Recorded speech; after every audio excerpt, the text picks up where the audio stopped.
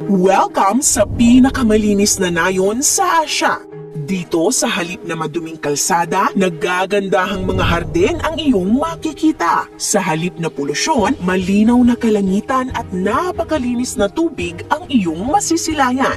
At sa halip ng mga basura, ang iyong makikita ay mga basurahang gawa sa kawayan ang nagkalat sa daan.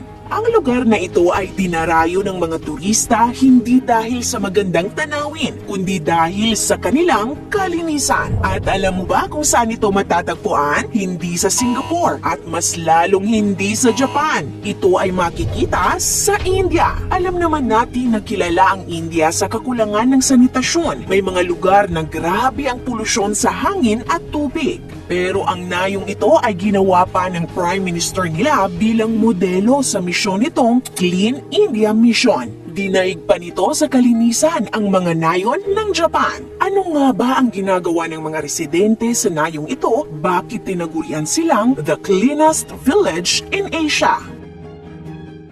Ang bansang India ay isa sa mga pinakapolluted na bansa sa buong mundo. Kaya naman nagulat at namangha ang buong mundo na sa India pala matatagpuan ang pinakamalinis na nayon sa Asya. Walang iba kundi ang maliit na nayon ng Maulinong. Taong 2003 nung ideklara ng Discover India magazine ang Maulinong bilang cleanest village in Asia at taong 2005 naman bilang cleanest village in India. At ang titulong ito ay sertipikado at pinatibay ng UNESCO at mga media tulad ng BBC at National Geographic. Ang Maulinong ay matatagpuan sa state ng Meghalaya malapit sa border ng Bangladesh. Dito din makikita ang isa sa mga living root bridge ng India na tinaguri ang UNESCO World Heritage Site. Agrikultura ang ikinabubuhay ng mga tao dito na kilala sa tawag na kasi. Noong 2023 ay tinatayang di lalampas sa 1,000 na katao lamang ang nakatira dito. Ang mga kasi ay merong matrilineal na lipunan, kabaliktaran sa patrilineal na lipunan ng karamihan sa India. Ibig sabihin, sa nayon ng Maulinong, apelyido ng nanay ang ginagamit ng mga anak. Sa mga babae rin nakapangalan ang lupa at ang mga ari-arian ay pinamamana sa pinakabatang anak na babae. Ang mas malaking papel na ito ng mga kababaihan ang isa sa mga sinasabing dahilan kung bakit mas nabibigyan ng importansya ang kalinisan. Ang isa pang sinasabing dahilan ay ang nangyaring cholera outbreak sa lugar. Mahigit isang siglo na ang nakararaan. Ayon sa mga kasi, mga Christian missionaries ang nagturo sa mga ninuno nila ng tamang hygiene para hindi madapuan ng cholera. Dahil sa takot na maulit pa uli ang pagkalat ng kung ano-anong sakit ay nabuo ang tradisyon ng paglilinis na ipinamana nila sa mga sumunod na henerasyon.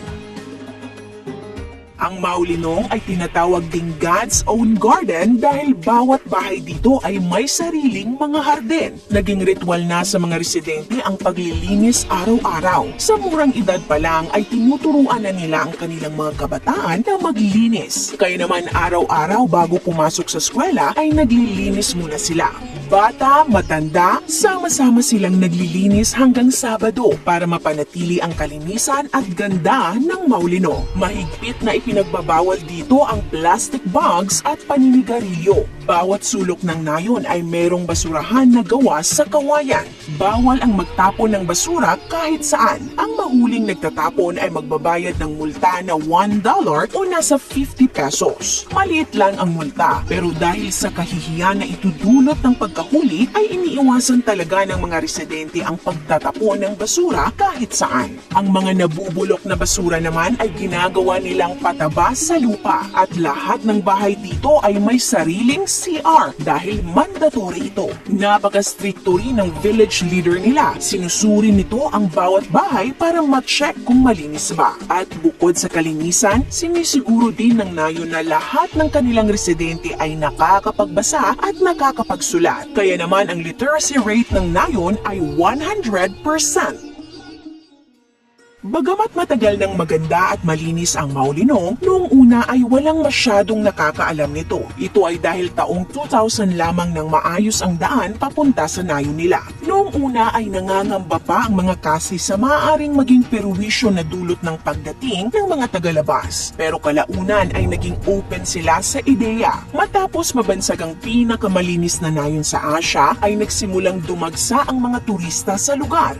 Curious sila kung talaga nga bang malinis ang Maulinong at marami ngang humanga sa kalinisan ng lugar. Nakatulong ang turismo para mapaganda ang buhay ng mga taga Maulinong, pero pati ang mga turista ay mahigpit na pinagbabawalang magkalat sa lugar. Bawal manigarilyo ang mga turista. Ang mga plastic na dala nila ay kailangan nilang dalhin pabalik pag uwi nila. Bawal rin ang sasakyan sa loob ng nayon. Merong parking lot sa labas ng nayon kung saan maaaring i-park ang sasakyan, pero kailangan nilang magbayad ng parking fee. Ang sinumang lumabag sa mga rules na ito ay pinagmumulta at maaari pang makulong. Talaga nga namang nakakamangha ang disiplina na ipinapakita ng mga kasi, at nagagawa nila ito dahil sa kanilang pagtutulungan at pagkakaisa. Dahil dyan ay unti-unti rin nilang na-e-empluensyahan ang mga katabing lugar. Ang Maulinong din ang ginawang modelo at inspirasyon ng pamahalaan para sa Clean India Mission na naglalayong gawing kasing linis ng nayon ang iba pang mga lugar sa India. Kung naman nga kayo sa kalinisan ng Maulinong ay i-share nyo na ang videong ito. Maraming salamat.